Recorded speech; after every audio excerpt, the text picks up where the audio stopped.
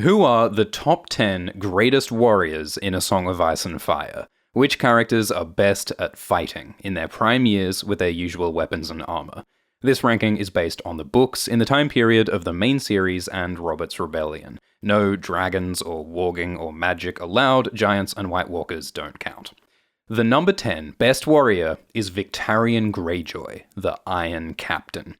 Victarion wasn't in the TV show, but he's an uncle of Theon and Asher, and Victarion is renowned among the Ironborn as a fearsome warrior. He's a big man, strong as a bull, and about as smart as a bull, but that just makes him braver. Victarion wears heavy plate armor, even in sea battles, which is dangerous because he could drown if he falls overboard, but Victarion is afraid of nothing. He lives to fight. He was put on this earth to deal death with his axe.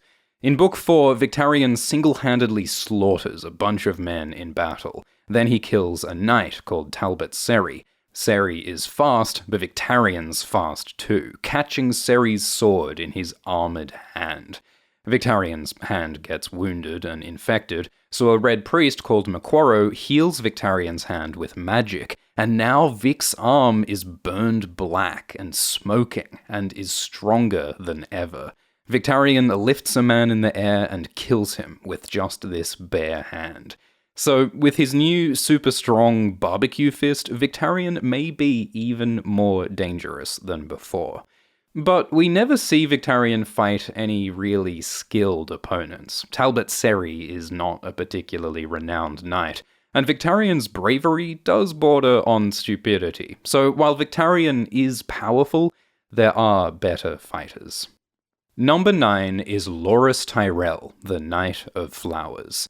Loras is just 16 years old in Book 1, but he's already famous as a great knight. He's graceful and quick and very skilled at fighting. Author George Martin said that Loras is one of the best swordsmen in Westeros, and he's extremely good at jousting in tournaments.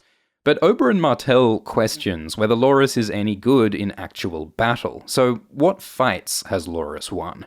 We see Loras lose a fight with Brienne in a melee. Loras kills 2 knights who were on his side out of mad grief. Loras apparently fought magnificently at the Battle of the Blackwater, but not as magnificently as his brother Garlan. In Book 5, Loras leads a savage assault on Dragonstone and kills a bunch of men, but Loras gets badly wounded and doused in boiling oil and is expected to die. So Loras is a talented fighter, but he doesn't have many impressive feats of battle, and his arrogant recklessness is a weakness that may have just got him killed. Jaime thinks Loras has the potential to be great, but so far, that potential is unfulfilled. Number 8 is Brienne, the Maid of Tarth. Brienne is freakishly big and strong. She's well over 6 feet tall, bigger and stronger than Jaime. She's a skilled fighter and moves shockingly fast in battle, and she's even more dangerous with the Valyrian steel sword, Oathkeeper.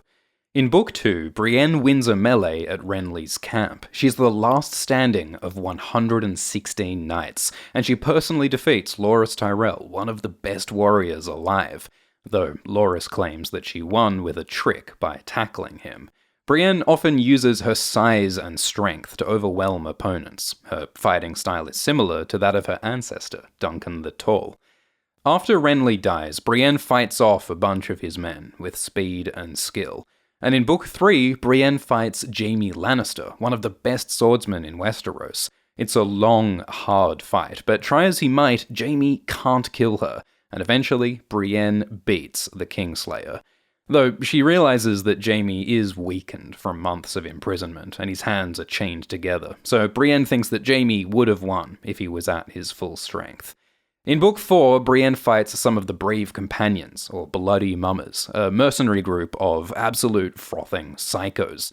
Brienne kills 3 of them in a 1v3 fight, with a little help from Pod, and in the next fight she kills Rouge, the mad dog of salt pans, but then Biter tackles her and eats some of Brienne's face before she's saved by Gendry.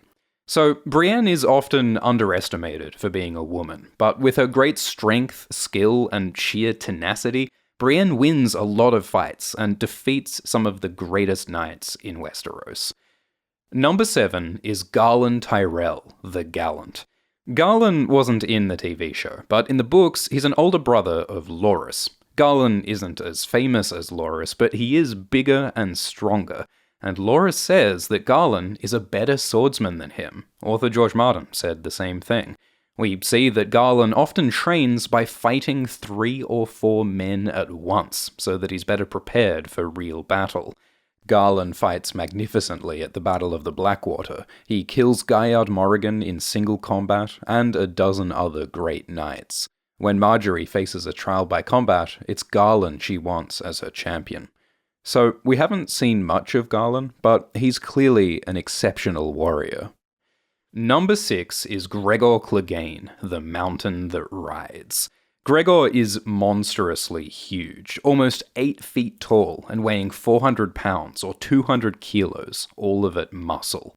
Gregor is inhumanly strong. He often cuts men in half with a single blow.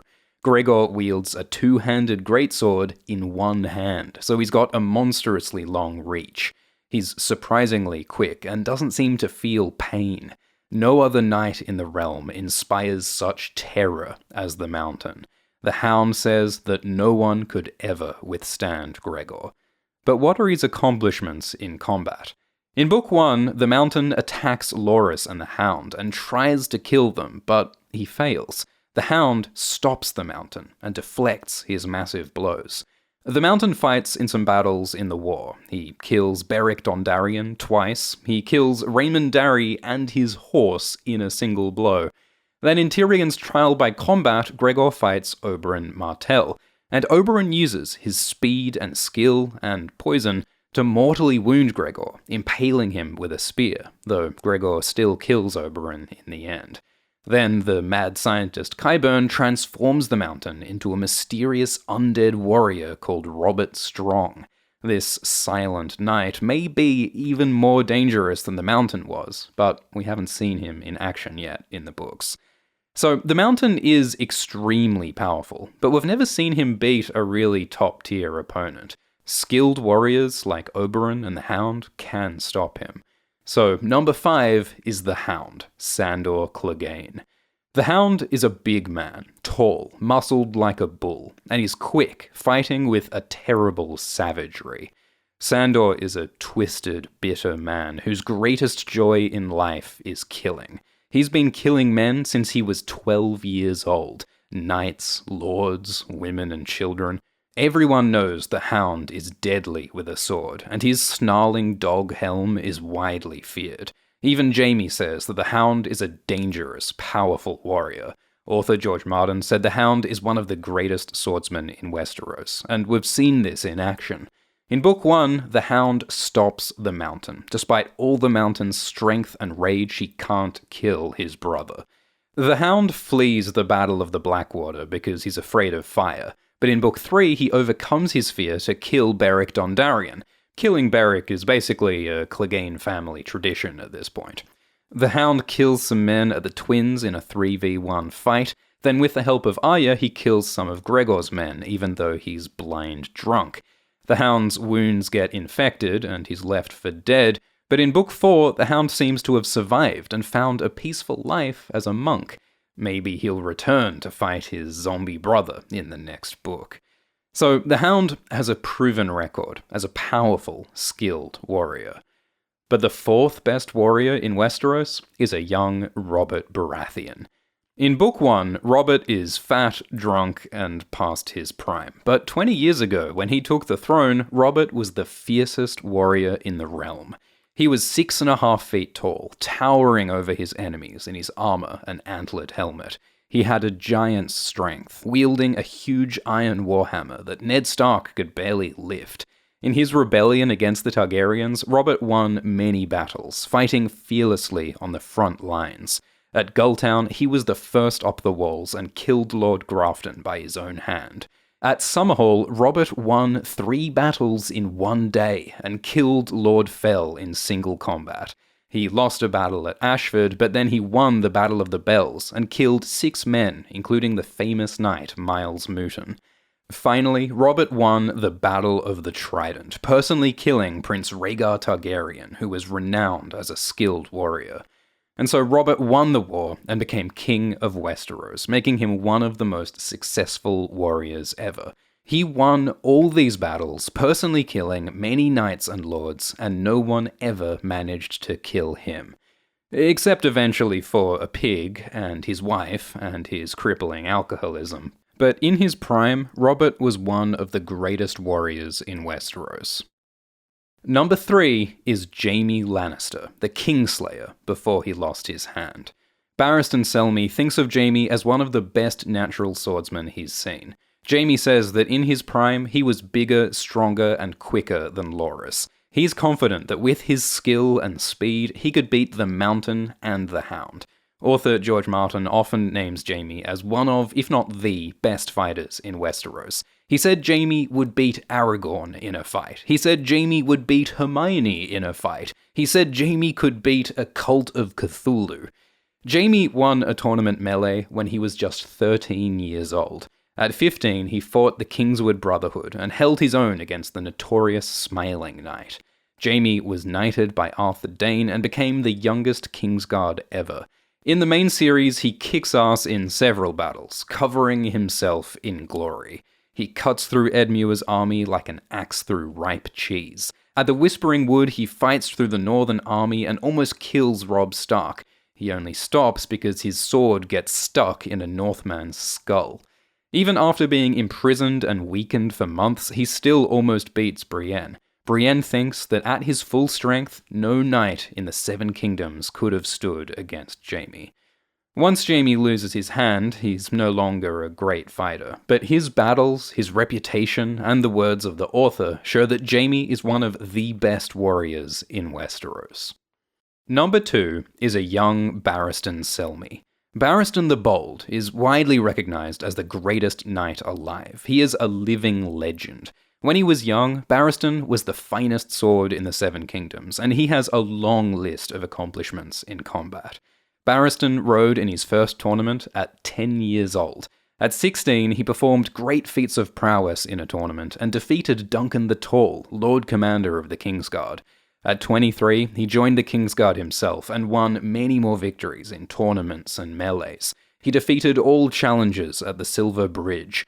Barristan defeated Simon Toyne of the Kingswood Brotherhood. Barristan ended the War of the Ninepenny Kings by killing Maelys the Monstrous in single combat.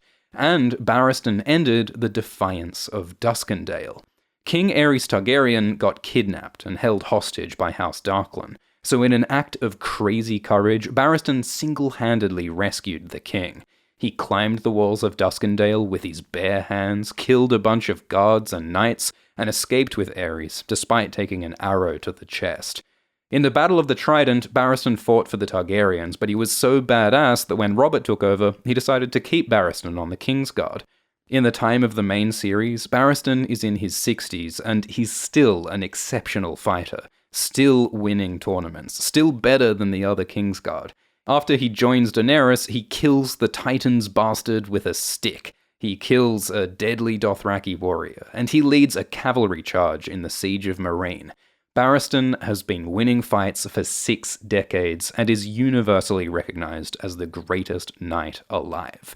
But there is one warrior who is better. First, some honourable mentions. Oberyn Martell, the Red Viper, has a great reputation as a warrior, and he's very skilled, but the one time we see him fight, he dies. Bronn is a deadly warrior, who Tyrion compares to Jaime. Thoros of Myr beats the Hound in melees 3 times, probably because Thoros uses flaming swords. Khal Drogo has never lost a fight, but we never see him fight an armoured knight. Great Jon Umber is so big and tough that when his fingers get eaten, he laughs.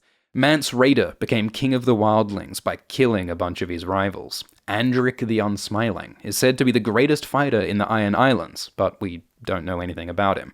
Darkstar is said to be the most dangerous man in Dorne. He's also the edgiest emo in Dorne. And Strong Belwas is such a confident gladiator that he lets his opponents cut him before he kills them. Belwas survives poison, eats liver and onions, and takes a literal shit on his opponents. The kitten Sir Pounce has the impressive combat feat of scaring off Balerion, a notably fearsome tomcat. However, Sir Pounce fails to prevent Lady Whiskers from stealing his mouse, so Sir Pounce's combat record is mixed at best. So, the number one best warrior in Westeros is Arthur Dayne, the Sword of the Morning. Arthur died 20 years ago, but he's remembered as the deadliest of Aerys' Kingsguard, deadlier than Barristan, and deadlier than Jaime. Jaime says that Arthur could have killed 5 Kingsguard with his left hand while taking a piss with his right. Ned Stark said that Arthur was the finest knight he ever saw. Arthur wielded the legendary ancient sword Dawn, said to be forged from the heart of a meteor. George Martin said that with Dawn, Arthur would beat Barristan in a fight. Arthur killed the Smiling Knight, who was like the mountain of his time. Arthur apparently died fighting Ned Stark and Howland Reed. In the show, it's revealed that Howland stabbed Arthur in the back, but in the books, this whole situation is still a mystery. There's so much we don't know about Arthur. His only fights mentioned in the books are with Ned Stark and the Smiling Knight, so we only know he's the best warrior ever because the characters and the author say so. Many characters think of Arthur with nostalgia, rose-tinted glasses for a bygone time. So was Arthur really that great, or is he just the idealized symbol of a noble knight? How can we ever know if he would have beaten the Hound or Brienne in a fight? George Martin has said that the whole idea of ranking the best fighters is kind of dumb. There is no objective answer. Who would win in a fight depends on the situation, on the day, on random chance. It depends on the relationships and the emotions of the people involved. A Song of Ice and Fire isn't about the sword fights, it's about the story and the characters and themes. But we won't let that stop us. Comment below your top 10 best fighters, or top 20. How would you rank Oberyn and the Great John and Belwas? We have almost finished 2 big videos about Dune that will come out soon. And the Game of Thrones prequel TV show House of the Dragon will start in August. We'll make videos about that too. So subscribe to Alt-Shift-X, turn on the bell, follow the podcast, and thank you to the supporters on Patreon, including Trish Ledoux, Baumbart de Weiss, Joseph Barkemeyer, What50Ever, Pat Rion, Stephen Hancock 81, Carol Mraz, Leia Blaze, Dalton Imperial, and Hierarchical Lobster. Cheers.